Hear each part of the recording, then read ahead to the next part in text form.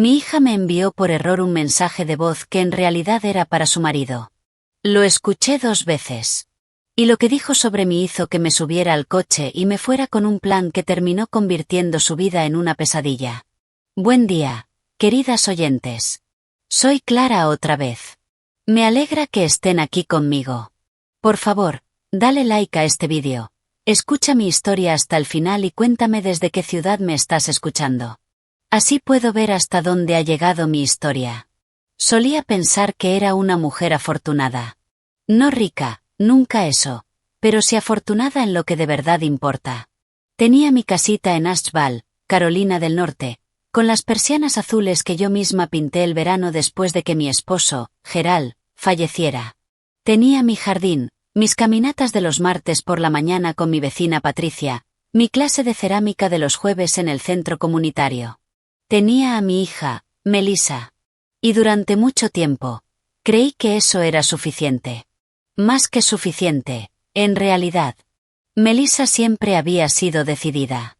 Incluso de niña tenía una forma de mirarte que te hacía sentir como si te estuviera evaluando, y encontrándote un poco por debajo de lo esperado. Yo lo atribuía a su inteligencia. Era inteligente, eso nunca lo negué.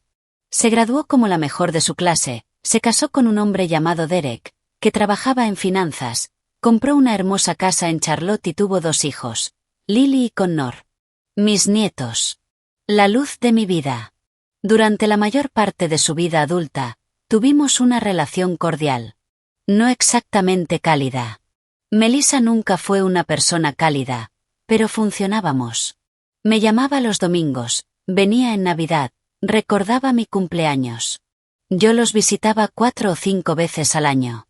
Ayudaba con los niños cuando eran pequeños. Llevaba comida hecha en casa. Trataba de no entrometerme.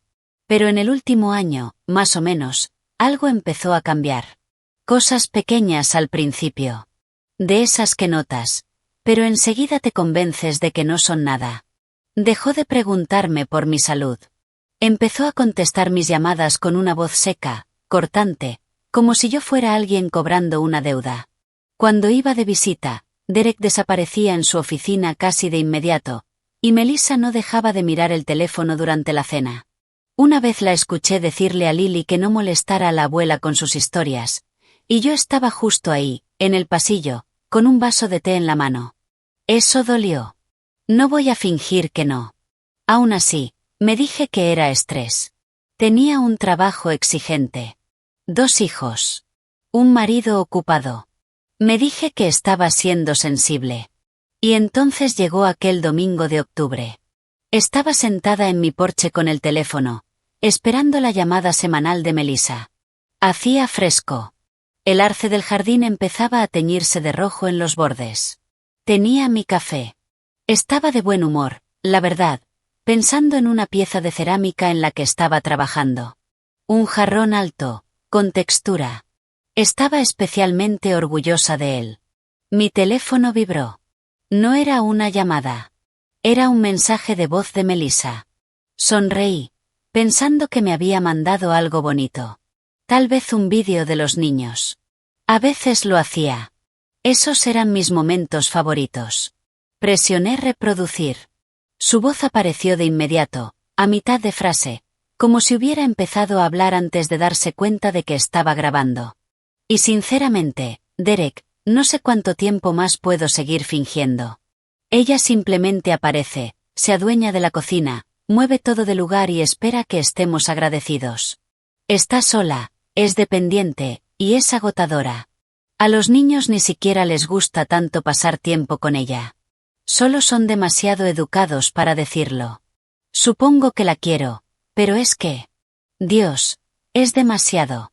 La verdad, me da miedo cuando llama. La mitad de las veces dejo que vaya al buzón y después le mando un mensaje. No tiene ni idea. De verdad no tiene ni idea de lo molesta que es. El mensaje duraba 53 segundos. Lo escuché una vez. Luego me quedé completamente quieta durante un largo momento, mirando el arce. Después lo escuché otra vez. No sé por qué lo hice. Tal vez pensé que había entendido mal algo. Tal vez creí que la segunda vez dolería menos. No fue así. De hecho, la segunda vez noté cosas que la primera me habían pasado por alto. La crueldad casual en su tono. La ausencia total de duda. La forma en que dijo supongo que la quiero, como si hablara de un mueble incómodo que no sabe cómo tirar. No tiene ni idea. Dejé el teléfono sobre el apoyabrazos. Mi café seguía caliente. El arce seguía siendo hermoso. Nada a mi alrededor había cambiado. Y, sin embargo, sentí, de una manera muy precisa y silenciosa, que todo era distinto ahora. Tomé las llaves del coche de la mesita de al lado, siempre las dejaba ahí, y caminé hasta el auto. No llevé el bolso. No dejé ninguna nota. Simplemente subí, salí del camino de entrada y empecé a conducir sin un destino claro, con un solo pensamiento formándose lentamente en mi mente, como el hielo sobre la superficie de un estanque en calma. No tiene ni idea. Pensé, tiene razón. No tiene ni idea. Pero estaba a punto de descubrirlo. Terminé en un Cracker Barrel en la carretera, a unos 20 minutos de Asheville. No sé exactamente por qué. Tal vez por costumbre. Gerald y yo solíamos parar allí en los viajes. Me senté en una mesa en un rincón y pedí un café que no bebí y una porción de tarta de nuez. Apenas la toqué, solo movía el tenedor por el plato. En la mesa de al lado, una mujer cortaba un panqueque para un niño pequeño, que no tendría más de 3 años. El niño la miraba con una adoración absoluta. Tuve que apartar la mirada. Pasé una hora allí sentada, pensando de verdad, de una manera que no me había permitido en mucho tiempo. Porque pensar honestamente sobre Melissa siempre había sido algo peligroso. Primero pensé en el dinero. Porque eso era lo más fácil de medir. A lo largo de los últimos años, le había dado a Melissa y a Derek cantidades importantes de ayuda económica. $20,000 cuando compraron la casa en Charlotte, como ayuda para la entrada. $7,000 para una reforma de la cocina que llamaron urgente.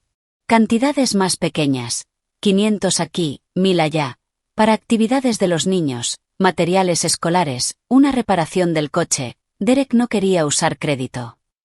También había acordado, de manera informal y sin ningún contrato, dejarle la casa de Asheville a Melissa cuando yo muriera. Habíamos hablado de eso hacía unos 3 años. Ella lo mencionó con delicadeza.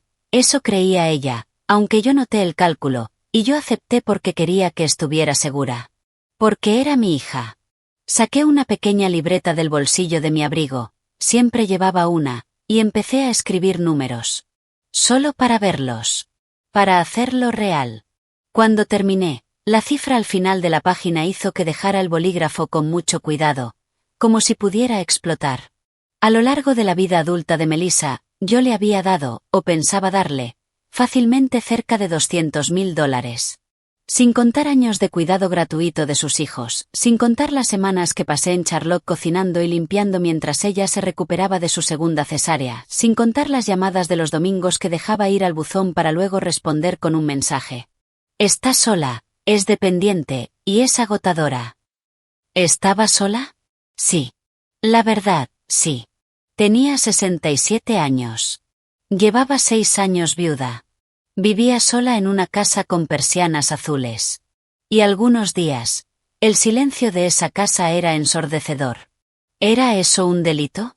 ¿Era algo que merecía ser dicho con desprecio a su marido en un mensaje de voz que terminó enviándose a la persona equivocada? Después vino el miedo, como siempre ocurre cuando la rabia empieza a enfriarse en los bordes. ¿Y si estaba exagerando? ¿Y si la enfrentaba y lograba darle la vuelta a todo?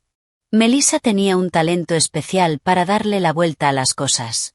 Sabía reestructurar una conversación hasta que ya no estabas segura de si el daño te lo habían hecho a ti, o lo habías causado tú. La había visto hacerlo con Derek, con sus amigas, incluso con sus propios hijos. La había visto hacerlo conmigo. Y yo lo había permitido, porque era mi hija y yo quería mantener la paz. Pero sentada en aquel reservado del Cracker Barrel, me di cuenta de algo que se sintió tan simple como enorme. La paz que yo había estado manteniendo, no era mía. Era de ella. Yo había estado controlando mi comportamiento, mi tono, mis visitas, mis llamadas, mis necesidades, todo para preservar la comodidad de Melissa. Y a cambio, yo era agotadora. Yo era demasiado. Hablaban de mí con su marido como si fuera una molestia que apenas toleraba. No. Pagué mi café intacto y mi tarta a medio comer, y me quedé sentada en el coche en el estacionamiento durante otros 20 minutos. Y en esos 20 minutos, tomé una decisión. No iba a confrontar a Melissa. No todavía, y tal vez nunca de la forma que ella esperaría. No iba a llorar por teléfono. No iba a enviar un mensaje herido que pudiera capturar y mostrarle a Derek como prueba de mi inestabilidad. Iba a quedarme muy en silencio. Y iba a hacer algunos cambios. Lo primero en lo que pensé fue en el testamento. La casa. Aquella conversación de hacía 3 años había sido informal. Nada estaba por escrito. Mi testamento actual tenía 12 años. Lo había redactado cuando Gerald aún vivía, y necesitaba actualizarse. Pensé en mi abogada, una mujer amable y meticulosa llamada Barbara Ensley, con quien llevaba años trabajando. Pensé en cómo sería un nuevo testamento. Lo segundo en lo que pensé fue en el dinero. Los préstamos informales, porque ahora había empezado a verlos así, aunque en su momento los hubiera dado como regalos, ya no existían. Pero había dinero en una cuenta de ahorros que llevaba años acumulando. Dinero destinado a necesidades familiares, que en la práctica habían sido, casi siempre, las necesidades de Melissa. $22.000. En una cuenta cuya existencia Melissa conocía. Volví a sacar mi libreta. Esta vez no escribí números. Escribí pasos. Paso 1, llamar a Bárbara. Paso 2, revisar la cuenta de ahorros. Mover los fondos. Paso 3, no decir nada. Todavía no. Los arces a lo largo de la carretera también estaban cambiando de color. El mismo rojo brillante que el de mi jardín. Los observé a través del parabrisas durante un momento. A los niños ni siquiera les gusta pasar tiempo con ella. Esa frase, iba a necesitar más tiempo para asimilarla. Pero en ese momento, tenía cosas que hacer. Llamé a la oficina de Barbara Ensley a primera hora del lunes y pedí una cita para el miércoles. Le dije a su recepcionista que era para actualizar mis documentos patrimoniales. Algo rutinario, dije. No era del todo cierto. El trayecto hasta la oficina de Bárbara me llevó por el centro de Asheville, pasando por el mercado de agricultores al que Melissa y yo íbamos los sábados por la mañana cuando ella era adolescente. Le encantaba un puesto de miel atendido por un hombre barbudo llamado Carlos, que le dejaba probar de todo. Hacía años que no pensaba en eso. Y noté algo importante. Podía recordarlo sin que ese recuerdo suavizara mi determinación. Eso me dijo mucho sobre el punto en el que me encontraba. Bárbara Ensley era una mujer menuda, de unos 50 y tantos años, con gafas de lectura colgadas de una cadena y una oficina llena de plantas colgantes. Había gestionado el patrimonio de Gerald con una competencia tan serena que desde entonces confiaba plenamente en ella. Me senté frente a su escritorio y le expliqué con calma que quería modificar mi testamento. Quería eliminar el acuerdo informal de que mi hija heredaría la casa de Asheville. En su lugar, quería dejar la casa a mis 2 nietos, Lily y Connor, en partes iguales, bajo un fideicomiso hasta que cumplieran 25 años. También quería formalizar una donación de $15.000 al Centro Comunitario de Arte de Asheville, que Gerald y yo siempre habíamos apoyado. Y quería un nuevo poder notarial. No Melissa, como indicaba el documento actual, sino mi vecina y amiga de toda la vida, Patricia Coleman. Bárbara no hizo preguntas innecesarias. Tomó notas. Me dijo que tendría un borrador listo en un plazo de 2 semanas. Al salir de su oficina, bajo el sol de octubre, sentí algo que no esperaba. No culpa. No tristeza. Sino una extraña y limpia sensación de claridad. Como si una ventana que había estado empañada durante años finalmente se hubiera despejado. Ese domingo no llamé a Melissa. Durante 6 años, la había llamado todos los domingos, o había esperado su llamada. Ese domingo, fui a mi clase de cerámica por la mañana, almorcé con Patricia y pasé la tarde en el jardín, arrancando las últimas plantas de verano. Mi teléfono sonó a las 2:14 de la tarde. Melissa. Miré la pantalla. Y dejé que sonara. Fue cruel. Lo he pensado. No lo creo. Creo que fue, por primera vez en mucho tiempo, simplemente honesto. Me escribió 20 minutos después. ¿Todo bien? No contestaste. Respondí. Todo bien. Día ocupado. Hablamos pronto. La misma energía que ella me había dado, palabra por palabra, durante el último año. Volvió a llamar el martes. Esa vez contesté. Fui breve. Dije que tenía a alguien en la puerta. Sonaba ligeramente desconcertada. Lo noté. No con placer, pero tampoco con culpa. Lo que no esperaba fue la llamada que recibí el jueves desde la escuela de mis nietos. Era la oficina administrativa del colegio de primaria de Lily y Connor en Charlotte. Llamaban para verificar, y se notaban incómodos, incluso disculpándose, si yo seguía siendo contacto de emergencia de ambos niños. Y si sabía que mi nombre había sido eliminado de sus registros aproximadamente 3 semanas antes. Les pedí que repitieran. Eliminado hace 3 semanas. Uno de los padres había llamado para hacer el cambio. No podían decirme cuál, por razones de privacidad. Pero querían confirmar que yo había sido informada, ya que durante más de 4 años había figurado como contacto secundario. Les agradecí. Mantuve la voz firme. Y colgué. Me quedé sentada en la cocina durante mucho tiempo después de esa llamada. Esto no era un error. No era un descuido. Había sido algo deliberado. Hecho 3 semanas antes del mensaje de voz. Lo que significaba que ese mensaje no había sido un arrebato momentáneo, ni un mal día que se fue demasiado lejos. Era una ventana a algo que llevaba tiempo gestándose. Un proceso. La eliminación de la escuela, y probablemente otras cosas que aún no conocía. No tiene ni idea. Pensé. ¿Qué más no sé? Esa noche llamé a Patricia. No le conté todo.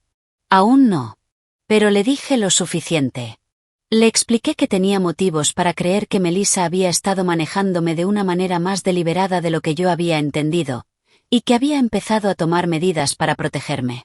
Patricia, que conocía a Melissa desde que tenía 12 años y que nunca había dicho una palabra en su contra en todo ese tiempo, guardó silencio unos segundos. Y luego dijo: La verdad, Clara, me alegra que por fin lo estés viendo. Por fin. Esa palabra cayó como una piedra en agua quieta. ¿Desde cuándo?, pregunté. Al menos desde que murió Gerald, respondió. No quería ser yo quien lo dijera. Miré por la ventana de la cocina hacia el patio oscuro. El arce era solo una silueta contra la luz anaranjada de la calle. Pensé en 6 años. Pensé en cómo se verían 6 años de silencio, desde fuera. Tomé mi libreta. Añadí un cuarto paso debajo de los 3 primeros. Paso 4. Averiguar qué más ha sido cambiado, eliminado o decidido sin que yo lo supiera. Necesitaba conocer el panorama completo antes de volver a moverme. El testamento revisado se firmó un viernes por la mañana, a principios de noviembre. Bárbara, como siempre, había sido meticulosa y eficiente. Los documentos eran claros y legalmente sólidos. La casa quedaría para Lily y Connor, bajo fideicomiso. Y Patricia figuraba como apoderada legal. La donación de $15,000 al Centro de Arte quedó formalizada como un legado. De camino a casa desde la oficina de Bárbara, pasé por el banco y transferí los $22,000 de la cuenta de ahorros que Melissa conocía a una nueva cuenta que ella no conocía. Una cuenta personal, únicamente a mi nombre, con una dirección de correo electrónico nueva vinculada. El gestor de cuentas, un joven llamado Travis, que me decía señora con un respeto genuino, me ayudó a configurarla en menos de 1 hora. Volví a casa sintiendo otra vez esa claridad limpia, como si poco a poco estuviera recuperando la forma de mi propia vida. Debí haber sabido que Melissa se enteraría más pronto que tarde. Sospecho que fue Derek quien lo notó primero. Él era quien llevaba las finanzas en esa casa, quien prestaba atención a los números. Yo le había mencionado la cuenta de ahorros a Melissa durante una visita hacía 2 años, de forma casual, en el contexto de tranquilizarla diciéndole que tenía recursos si alguna vez necesitaba cuidados prolongados. Y ella guardó esa información, como guarda todo, en silencio, por completo, para usarla más adelante. Un martes por la noche, 9 días después de firmar el testamento, sonó el timbre de mi casa. Estaba en la cocina preparando sopa. Me sequé las manos con un paño y fui a abrir. Melissa y Derek estaban en el porche. Habían conducido 2 horas desde Charlotte sin avisar. Melissa tenía ese aspecto que siempre mostraba cuando contenía algo. Perfectamente compuesta por fuera, la mandíbula ligeramente tensa, los ojos demasiado quietos. Derek estaba un poco detrás de ella, con la expresión de un hombre que había sido completamente instruido. «Tenemos que hablar», dijo Melissa. Me quedé en la puerta. No los invité a pasar de inmediato. Miré a mi hija. La miré de verdad, de una forma que me di cuenta de que había dejado de hacerlo hacía años, porque mirar demasiado de cerca siempre había sido arriesgado. Tenía 41 años. Llevaba un abrigo color camel y botas con un pequeño tacón. Parecía una mujer que había conducido 2 horas para resolver un problema. Yo era el problema. «Pasen», dije. Me di la vuelta y regresé a la cocina. No me ofrecí a tomarles los abrigos. Nos sentamos en la mesa. La sopa hervía a fuego lento en la cocina. El aroma, pollo, tomillo, ese olor cálido que llena una casa, resultaba extrañamente incongruente con lo que estaba ocurriendo. Melissa empezó con cuidado. Dijo que había sabido algo por el banco. No explicó exactamente cómo, solo que había habido actividad en una cuenta. Dijo que estaba preocupada. ¿Todo estaba bien? ¿Me estaban estafando? Había personas que se aprovechaban de mujeres de mi edad, dijo, con una preocupación que no alcanzaba sus ojos. Le dije que estaba bien. Le dije que había hecho algunos ajustes financieros que consideraba adecuados. Entonces Derek se inclinó hacia adelante. Su voz era amable, de esa forma en que algo muy afilado puede parecer suave hasta que se mueve. Dijo que entendía que también había ido a ver a una abogada. Dijo que los cambios en los planes patrimoniales eran el tipo de cosas que las familias debían discutir juntas. Dijo que esperaba que no hubiera tomado decisiones de las que pudiera arrepentirme. Lo miré un momento. «Derek», dije, «¿cómo sabes que fui a ver a mi abogada?» Dijo que la oficina de Bárbara estaba en una ciudad pequeña. Le respondí que eso no contestaba mi pregunta. El silencio se instaló en la cocina. Afuera, pasó un coche por la calle. La sopa burbujeaba suavemente. Melissa cambió de estrategia. Su voz bajó a un tono más suave, herido. Dijo que se sentía excluida. Dijo que pensaba que teníamos un acuerdo sobre la casa, sobre el futuro, y que le dolía sentir que eso se estaba reconsiderando sin explicación. Dijo que estaba preocupada por mí. Repitió varias veces la palabra sola. Que estaba sola. Que le preocupaba que estuviera sola. Que quería asegurarse de que tuviera apoyo. Cada vez que decía sola caía como un pequeño golpe calculado. Pensé en el mensaje de voz. Está sola, es dependiente. Pensé en los registros de la escuela. 3 semanas antes del mensaje. Melissa, dije en voz baja. Sé que ese mensaje era para Derek. La habitación quedó completamente inmóvil. Su rostro pasó por varias expresiones en cuestión de segundos. Sorpresa, cálculo, y luego algo que se transformó en una calma fría y controlada. No sé de qué hablas. Me lo enviaste por error, dije. Un domingo de octubre. Lo escuché 2 veces. Derek miró a Melissa. Melissa me miró a mí. Ninguno habló. No estoy enfadada, dije, lo cual no era del todo cierto, pero lo suficiente. Pero si estoy tomando decisiones distintas a las que tomaba antes de escucharlo. Y eso es mi derecho. Melissa se puso de pie. Cuando habló, su voz había perdido por completo esa suavidad herida. Te vas a arrepentir de esto, dijo. No lo dijo alto. Lo dijo bajo. Y eso fue peor. Derek también se levantó. Sonrió, una sonrisa que no tenía lugar en ese momento, Y dijo que debía pensar bien antes de quemar puentes. Dijo que la familia era importante. Dijo que esperaba que tuviera buenos consejos a mi alrededor. Los acompañé hasta la puerta. Les di las buenas noches. Cerré detrás de ellos y me quedé un momento en el pasillo, escuchando cómo el coche arrancaba y se alejaba. Mis manos estaban completamente firmes. Pero cuando regresé a la sopa, me di cuenta de que ya no tenía hambre. La guardé en un recipiente en el refrigerador y me fui a dormir temprano. Durante los siguientes 4 días, hice muy poco. Fui a mi clase de cerámica. Caminé con Patricia. Vi películas antiguas que a Gerald le encantaban y que nunca había logrado convencerme de ver cuando él estaba vivo. Dormí más de lo habitual.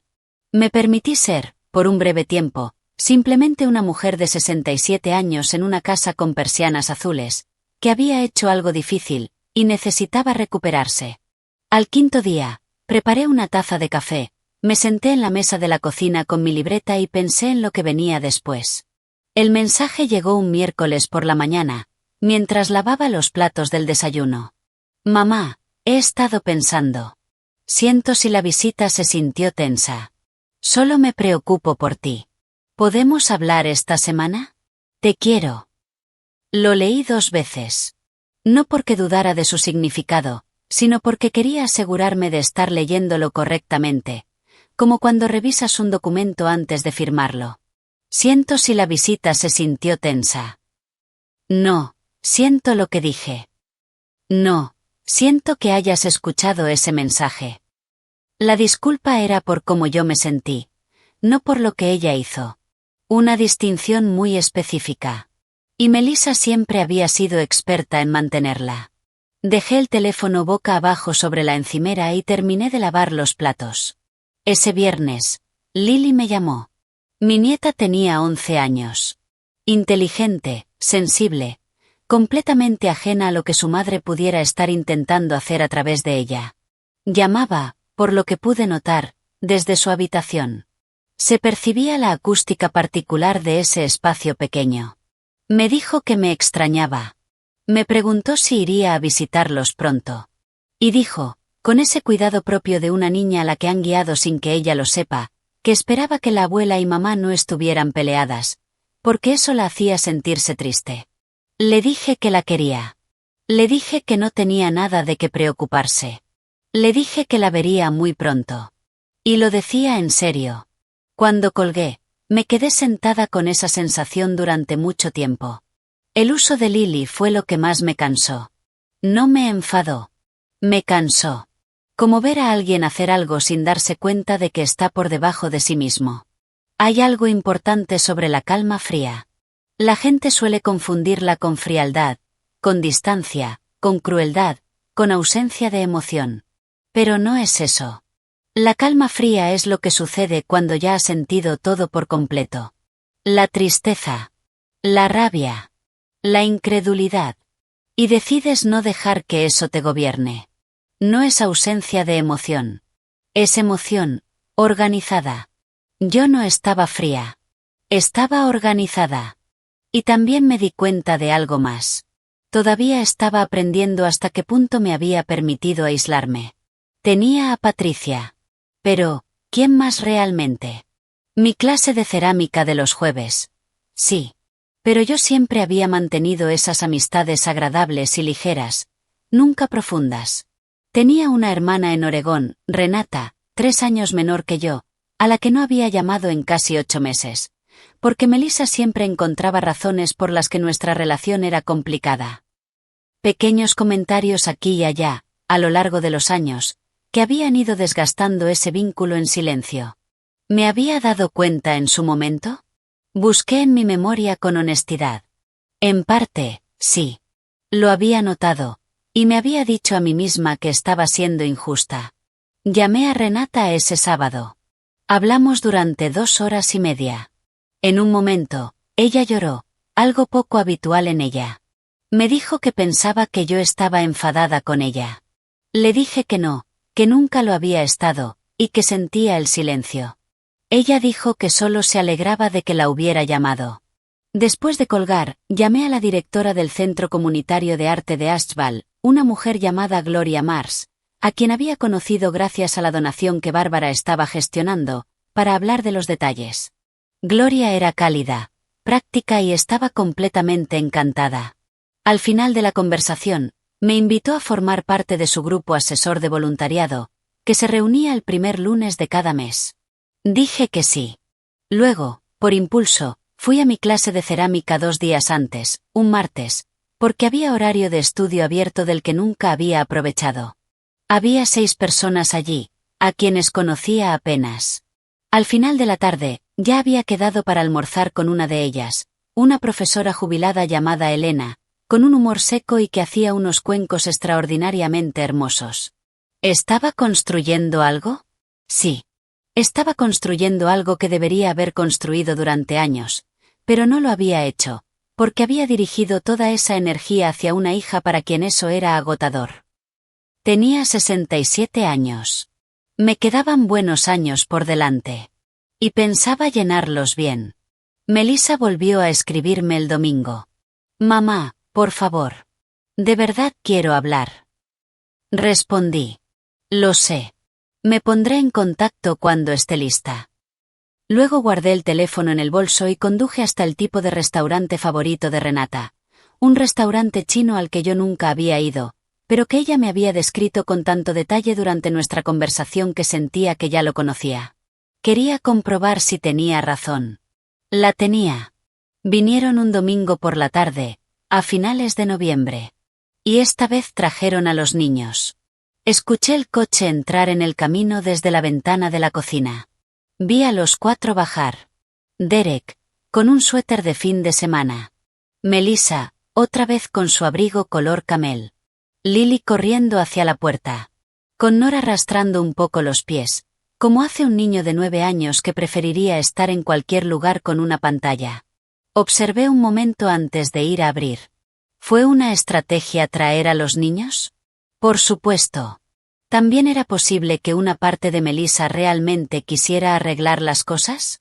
Posiblemente. Los seres humanos rara vez actúan por un solo motivo. Pero yo ya había pensado lo suficiente como para saber que posible no era lo mismo que suficiente. También había pasado la semana anterior releyendo la transcripción del mensaje de voz que había escrito palabra por palabra el día después de escucharlo. Los 53 segundos completos. Y ese documento tenía un efecto clarificador cada vez. Abrí la puerta. Lily me abrazó con la entrega sincera de una niña de 11 años. La abracé fuerte. Eso era real, pasara lo que pasara. Entramos. Preparé chocolate caliente para los niños y café para los adultos. Nos sentamos en el salón. Melissa y Derek en el sofá. Yo en el sillón que Geral y yo habíamos comprado en una subasta el año en que nos casamos. Lily se acurrucó a mi lado, en el brazo del sillón. A Connor le permitieron jugar con una tablet en la mesa de la cocina durante los primeros 30 minutos. Era casi agradable. Derek habló de su trabajo, de esa manera vaga en la que siempre lo hacía. Lily me enseñó un dibujo que había hecho. Melissa me preguntó por mi clase de cerámica con lo que parecía un interés genuino. Respondí con calma. Sin calidez. Pero tampoco con frialdad. Porque Lily estaba mirando. Durante todo ese tiempo, era consciente de la actuación debajo de la actuación. De la cuidadosa puesta en escena de la normalidad. Como un decorador colocando muebles para que parezca un hogar, en lugar de construir uno. Luego los niños se dispersaron. Lily fue a la cocina con Connor. Derek volvió a su teléfono. Y Melissa y yo nos quedamos solas. Empezó con suavidad. Dijo que entendía que me había herido. No dijo cómo, ni con qué exactamente. Solo que entendía que había habido dolor. De esa forma pasiva que reconoce el daño, sin asumir haberlo causado. Dijo que quería que volviéramos a como estábamos antes. Yo pensé que como estábamos antes era un lugar donde yo daba sin medida, y era hablada con desprecio. No lo dije. Dijo que le preocupaban las decisiones que yo había estado tomando. Usó comillas con los dedos, apenas perceptibles. Dijo que tal vez no reflejaban lo que realmente quería. Dijo que el duelo podía hacer que las personas hicieran cosas. Mencionó a una amiga suya, terapeuta. Nombró a una mujer que yo no conocía, especializada en personas mayores que atraviesan pérdidas y cambios. Dijo que tal vez me vendría bien hablar con alguien. Ahí estaba. La insinuación era suave y cuidadosamente construida. Los cambios que yo había hecho no eran decisiones válidas. Eran síntomas. Yo estaba de duelo. Estaba aislada. Quizá no era completamente yo misma. Mis decisiones, el testamento, las cuentas, la abogada, podían interpretarse no como elecciones conscientes y legítimas, sino como las acciones confusas de una mujer que necesitaba guía. Preferiblemente, la suya. Era, pensé, una construcción elegante. De esas que suenan a cuidado, pero funcionan como una jaula. No estoy confundida, Melissa, dije. Ella inclinó la cabeza. Sé que sientes eso, mamá. Había algo en esa respuesta, en esa suavidad particular, en esa negativa delicada a aceptar mi propia evaluación de mí misma, que me di cuenta de que era lo más condescendiente que me había dicho en toda su vida. Más que el mensaje de voz, en cierto modo. El mensaje había sido descuidado. Esto era deliberado. Derek volvió de su teléfono. Se sentó y dijo, en tono conversacional, que quería ser transparente. Había investigado la situación legal de acuerdos informales sobre propiedades. Y pensaba que debía saber que, si mis intenciones respecto a la casa se habían expresado a lo largo de los años, en cartas, correos, conversaciones con testigos, podría existir una base para una reclamación. Lo miré. ¿Me estás diciendo que estás considerando demandarme por mi casa? Abrió las manos. Ni sí, ni no. Digo que las situaciones familiares pueden volverse complicadas cuando la gente toma decisiones apresuradas.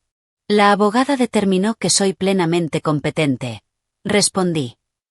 Es un requisito antes de firmar documentos de este tipo. Un pequeño silencio. Afuera, un coche pasó por la calle.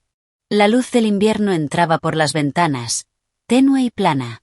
Pensé en cuántas veces había estado sentada en esa misma sala, con esas mismas dos personas. En cuántas versiones de la misma conversación.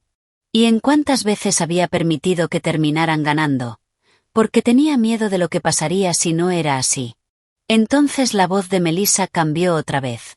La suavidad desapareció. No de forma dramática. No levantó la voz. Pero desapareció. Dijo que estaba cansada de que la hicieran sentir como una villana. Dijo que había pasado años preocupándose por mí, adaptándose a mí, gestionando una relación que, francamente, le quitaba más de lo que yo entendía. Dijo que ella también tenía necesidades.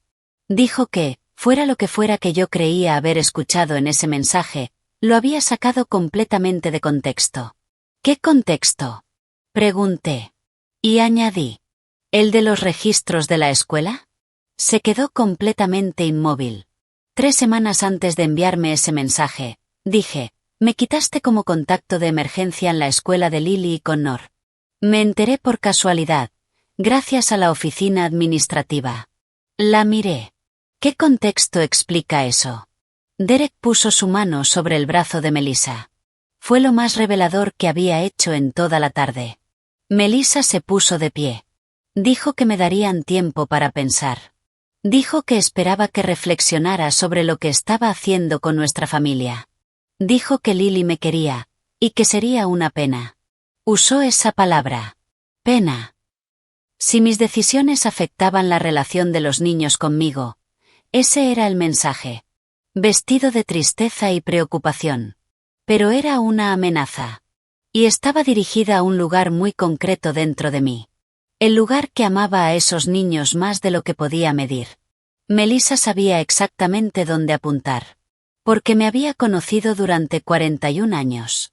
Llamaron a los niños, dijeron que tenían que volver. Lily me abrazó durante un largo rato y me preguntó cuándo me vería otra vez. Le dije que pronto. Besé la parte superior de su cabeza. Connor me dio un abrazo de lado y se fue hacia el coche. Melissa me besó en la mejilla. El gesto más impersonal imaginable. Y se fueron. Cerré la puerta y me quedé en el pasillo. ¿Tenía miedo? Sí.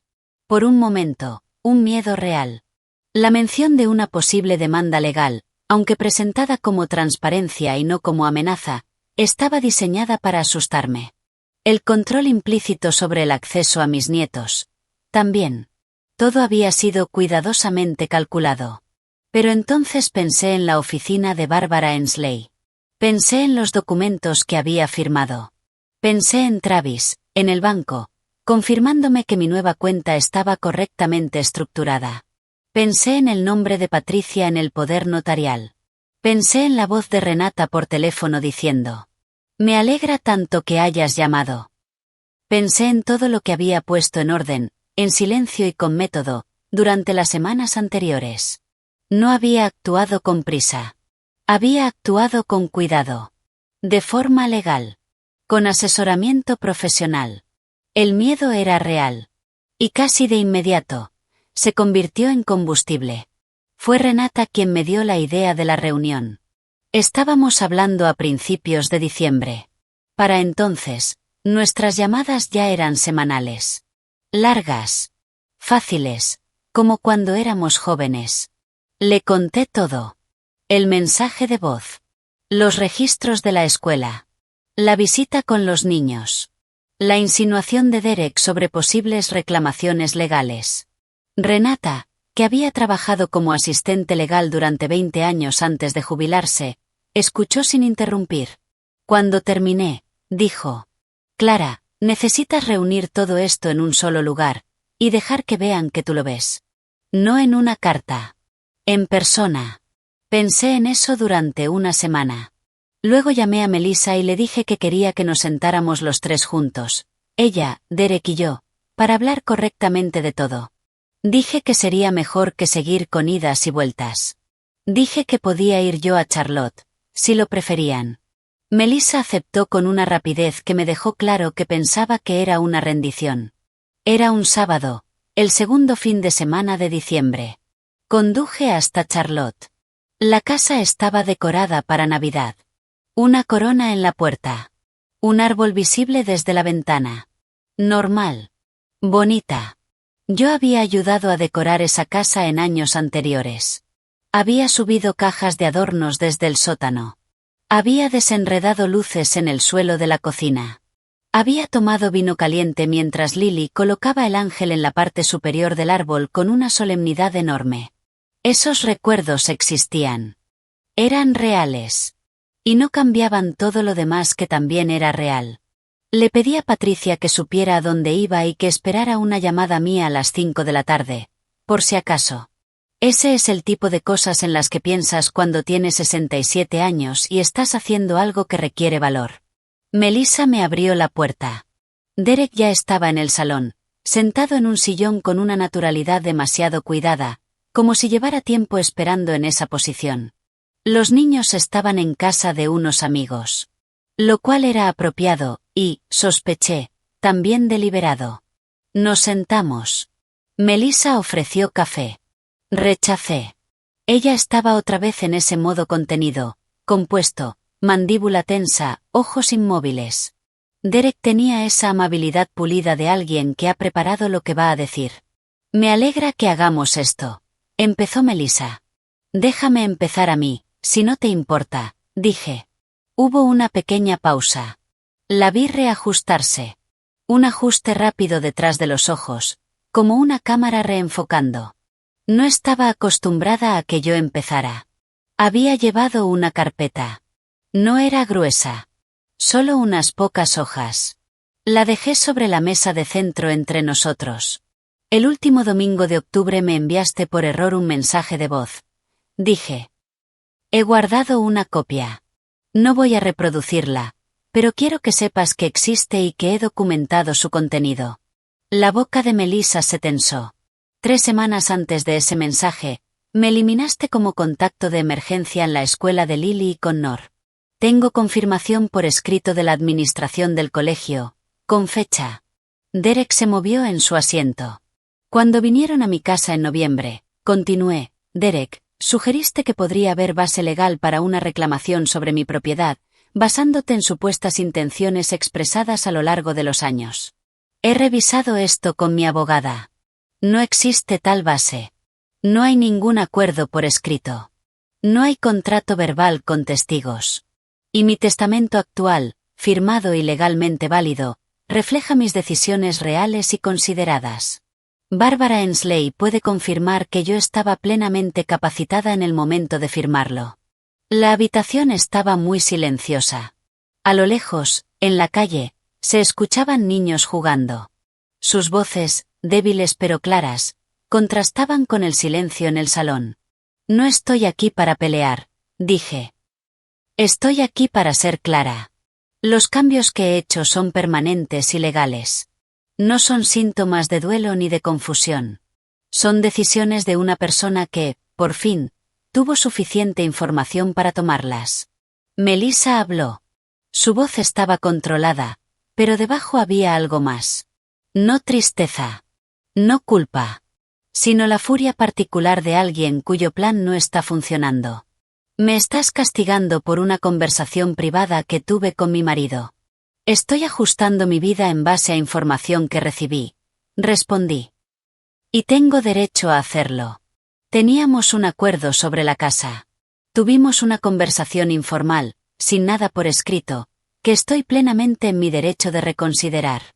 Estás siendo vengativa. Estoy siendo precisa. Derek intervino. Su voz ahora era más dura. La amabilidad había desaparecido por completo. Vas a dañar tu relación con tus nietos por esto. ¿Lo entiendes? Y ahí estaba. Sacado por fin del lugar donde lo habían mantenido guardado. El arma. En conversaciones anteriores lo había insinuado. Ahora lo había puesto sobre la mesa, sin disfraz. Y supe, por algo en su expresión, que en cuanto lo dijo entendió que había cometido un error. Lo miré fijamente. Derek, Lily me llama porque me quiere. Connor me abrazó el mes pasado porque me quiere. El amor de los niños no es un instrumento financiero. Confío en que ellos me conocen. Nosotros controlamos sus horarios, dijo. Melissa puso su mano sobre el brazo de Derek. El mismo gesto que él había usado antes para detenerla. Ahora invertido. Ella le estaba diciendo que había ido demasiado lejos. Pero ya era tarde. Hay cosas que no se pueden retirar una vez dichas. Había sido dicho. En esa habitación.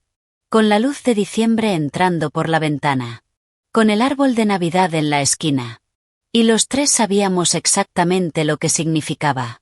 No había planeado decir lo siguiente. Pero lo había pensado. Y salió con calma. He hablado con una abogada especializada en derecho de familia sobre los derechos de visita de los abuelos en Carolina del Norte, dije. Fue una conversación informativa. Espero que siga siendo solo eso. El cambio en la habitación fue casi físico. La seguridad tranquila con la que habían entrado, se quebró. La expresión de Derek perdió suavidad en los bordes. Melissa palideció ligeramente.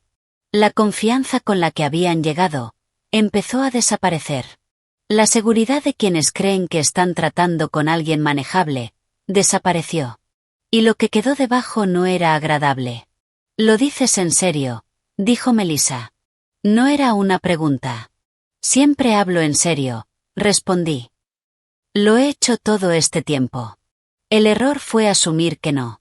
Hablaron al mismo tiempo durante unos segundos. Derek diciendo algo sobre exceso. Melissa hablando de lo hiriente que era todo.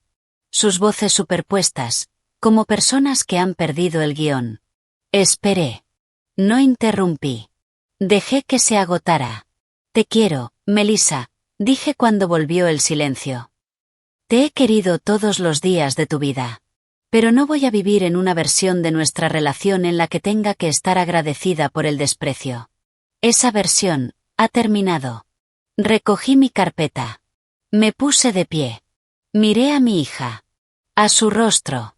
Al esfuerzo que le costaba mantener esa compostura que siempre había llevado como una segunda piel. Y sentí algo que no esperaba. No triunfo. No tristeza. sino una especie de pena por lo que podríamos haber sido, junto con una certeza clara y absoluta de que había hecho lo correcto. Espero que podamos hacerlo mejor, dije, pero eso depende de ti, no de mí. Conduje de regreso a Ashbal al caer la noche. Las luces de la carretera deslizándose a mi lado. Música de Navidad en la radio que no apagué, aunque me resultaba ligeramente extraña.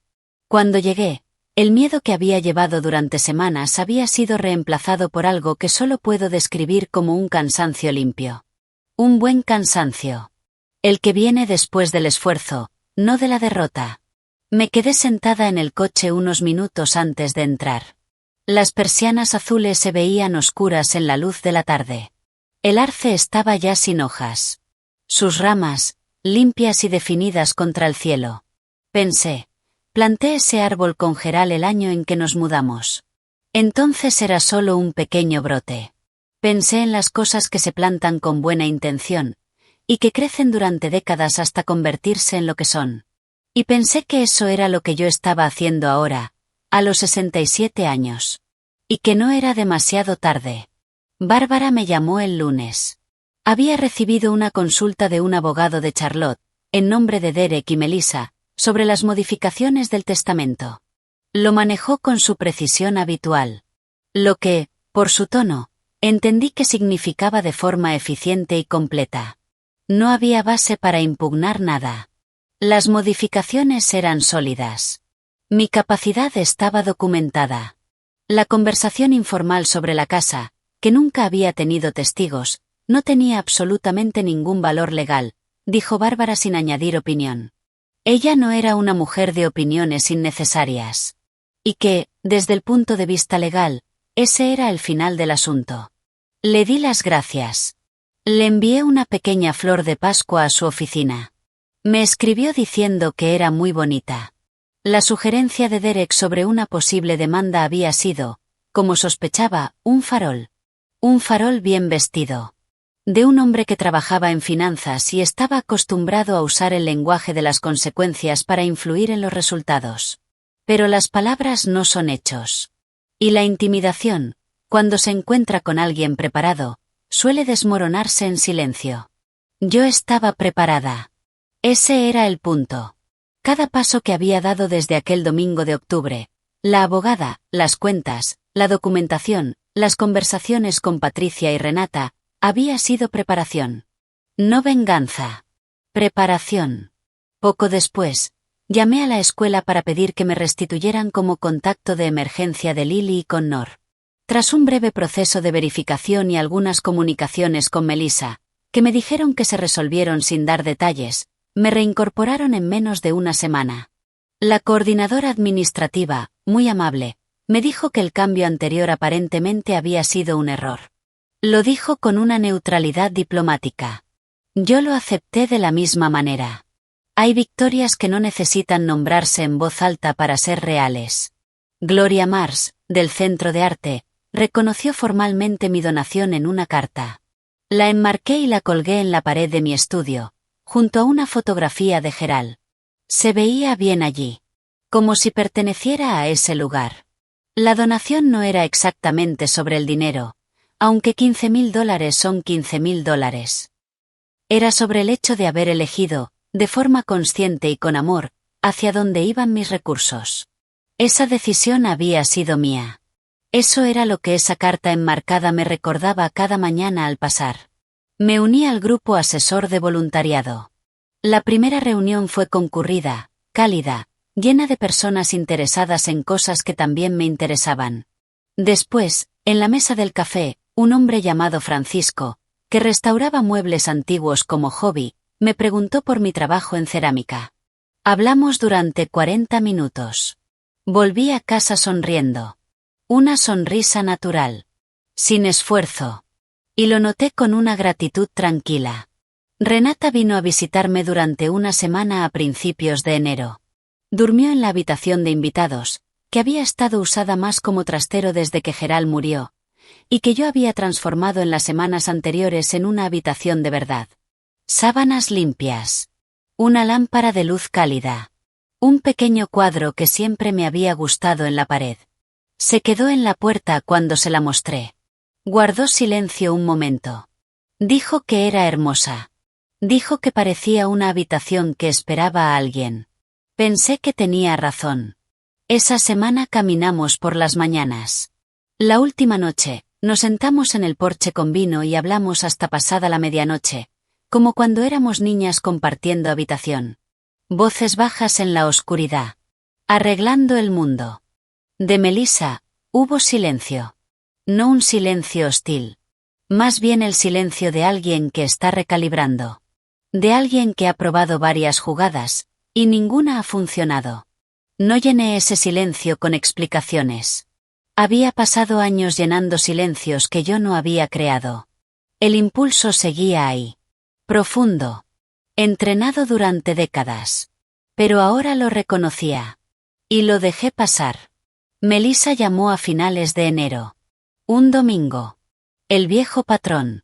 Y contesté. La conversación fue breve y cuidadosa por ambas partes. Como dos personas hablando sobre una superficie aún frágil. Preguntó cómo estaba. Le dije que bien.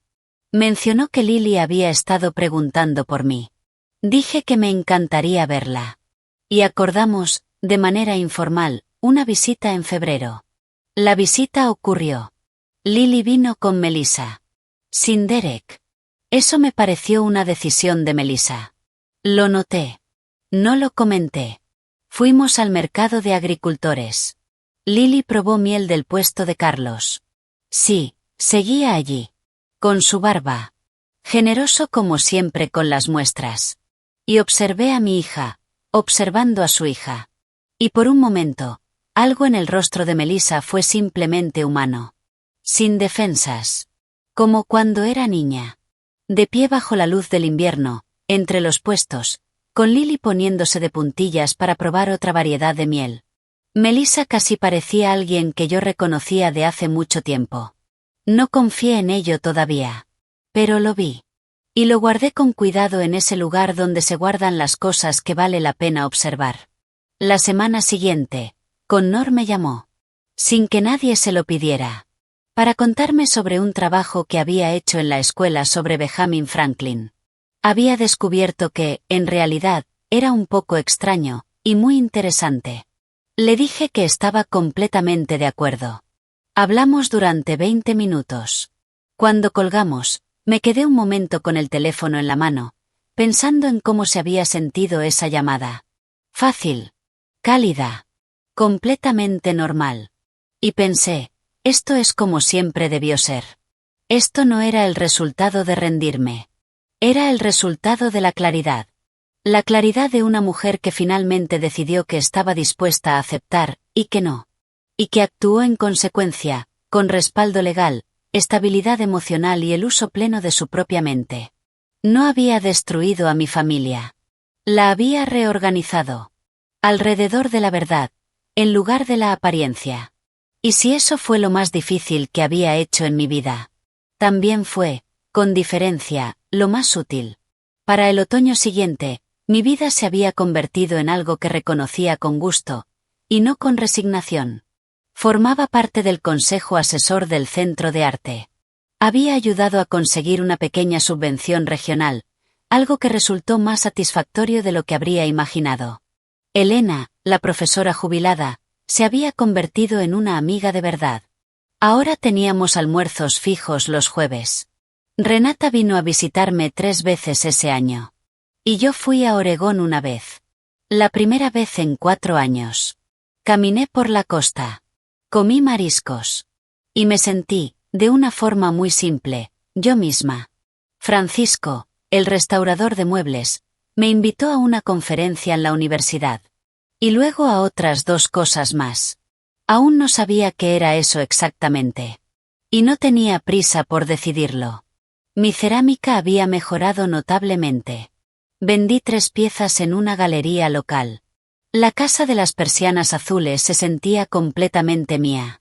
De una manera que antes solo lo era a medias, mientras lo de Charlotte seguía presente. Fui entendiendo poco a poco, a través de Lily, que hablaba con naturalidad, de algunas llamadas ocasionales de Connor y de Renata. que las finanzas de Derek ya no eran tan estables como antes. Había tenido problemas en su trabajo. Lily dijo una vez: «Papá está mucho en casa», en un tono que decía más de lo que parecía. La casa grande de Charlotte tenía una hipoteca grande. Y el préstamo para la reforma de la cocina, además de mi aportación, había sido, al parecer, mayor de lo necesario. No sentí satisfacción por eso. Lo que sentí fue una comprensión tranquila de que la causa y el efecto existen. Y que las estrategias que habían usado conmigo, probablemente también las habían usado en otros lugares. Melissa empezó a llamar con más regularidad. Y con más honestidad. Una vez dijo, en voz baja, que lo sentía. Sin especificar por qué. No era una disculpa suficiente para todo. Pero el hecho de que la ofreciera, era lo más honesto que había hecho en años. Mis nietos fueron una constante. Y una alegría. Lily pasó un fin de semana largo aprendiendo cerámica, con mucha concentración, muy poco éxito, y una satisfacción enorme. Connor empezó a llevarse libros de Gerald, de a 2 por vez. Los devolvía cuidados, como si fueran de biblioteca. Un martes de octubre, exactamente un año después de aquel día en que el arce estaba rojo y yo escuché aquel mensaje de voz 2 veces en mi porche. Me senté en ese mismo lugar, con mi café. El arce estaba rojo otra vez. Un año es algo completo. No había llamadas perdidas. No había mensajes de voz esperando. No había silencios que yo tuviera que llenar. El café estaba bueno. La mañana era fresca, tranquila. Y completamente mía. Si hay algo que quiero que te lleves de la historia de Clara, es esto. La información es un regalo. Incluso cuando llega por accidente. Ese mensaje de voz fueron 53 segundos de crueldad. Pero también fueron 53 segundos de verdad. Una verdad que yo había necesitado durante años. No me volví cruel. No me volví vengativa. Me volví clara. Nos enseñamos a soportar aquello que creemos que debemos soportar. Pero soportar sin cuestionar, es solo otra forma de perderse poco a poco. Ahora te pregunto a ti. ¿Qué habrías hecho? Si hubieras escuchado ese mensaje 2 veces, en silencio, ¿qué habrías decidido? Me encantaría leerte. Déjalo en los comentarios. Y si la historia de Clara se quedó contigo, compártela. Puede que alguien allá afuera necesite escucharla. Gracias por quedarte hasta el final. Significa más de lo que imaginas.